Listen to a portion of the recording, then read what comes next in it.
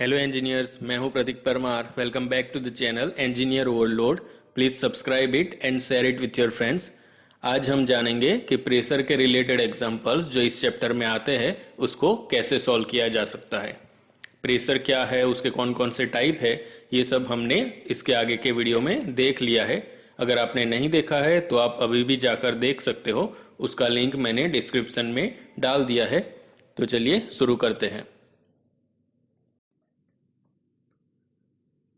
ये एग्जांपल है जो अभी हम सॉल्व करेंगे। आप वीडियो पॉज करके इसका डेटा पढ़ सकते हो। यहाँ हमारे पास एक पाइप है जिसके अंदर हाई प्रेशर से गैस फ्लो हो रहा है। एक यूट्यूब मैनोमीटर है जिसका एक एंड पाइप के साथ जॉइंट है एंड दूसरा एंड ओपन टू एटमॉस्फेयर है। इस पाइप के अंदर मर्क्यूरी फिल किया हुआ है। जैसा कि आप देख सकते हो, मर्क्यूरी का लेवल दोनों कॉलम में सेम नहीं है। जैसा कि डेटा में दिया है 100 mm अगेंस्ट द एटमॉस्फेयर, मतलब जो कॉलम का एंड एटमॉस्फेयर में ओपन है उस कॉलम में मर्क्यूरी का हाइट 100 mm ऊपर उठा हुआ है। एग्जाम्पल सॉल्व करने से पहले सबसे पहले हम गिवन डेटा लिख लेंगे, जिसमें हमको दिया है हाइट ऑफ कॉलम 100 mm, जिसको मीटर में कन्वर्ट कर लेंगे, and specific gravity of mercury. अब प्रेशर को कैलकुलेट करने के लिए हमारे पास इक्वेशन है P is equals to rho G H.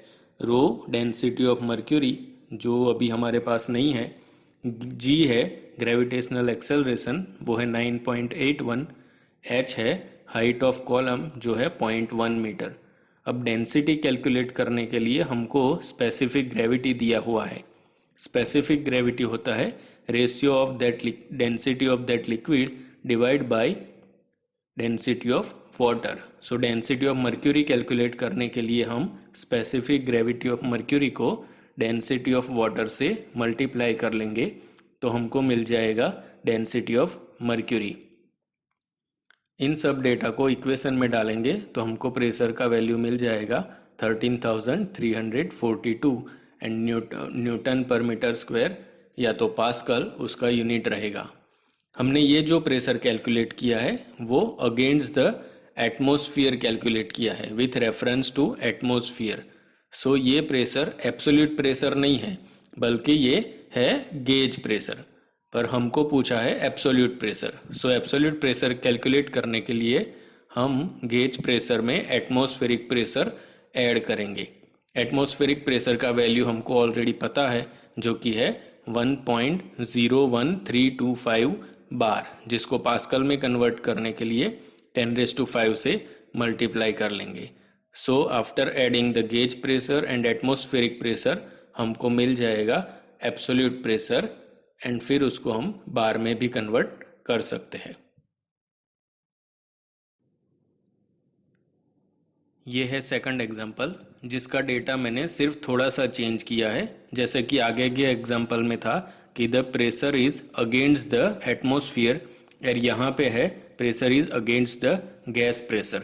जैसा कि आप फिगर में देख सकते हो, the height of column is towards the gas pressure and not towards the atmospheric pressure, क्योंकि गैस का जो प्रेशर है वो एटमॉस्फेयर से कम है, जिसकी वजह से height of column gas pressure के साथ जो कनेक्टेड कॉलम है उसमें उठा हुआ है। फिर से हम गिवन डेटा लिख लेंगे and density of mercury calculate कर लेंगे। प्रेशर कैलकुलेट करने के लिए सेम इक्वेशन यूज़ करेंगे, एंड जो आंसर आएगा वो होगा हमारा प्रेशर। ये प्रेशर एब्सोल्यूट प्रेशर नहीं है और ये गेज प्रेशर भी नहीं है, क्योंकि ये प्रेशर जो हमने कैलकुलेट किया वो एटमॉस्फेयर से ज़्यादा नहीं है, बल्कि ये एटमॉस्फेयर से कम है, एंड उसको एटमॉस्फेयर के रेफरेंस से ही मेज़र किया है, इसलिए ये है वैक्यूम प्रेशर।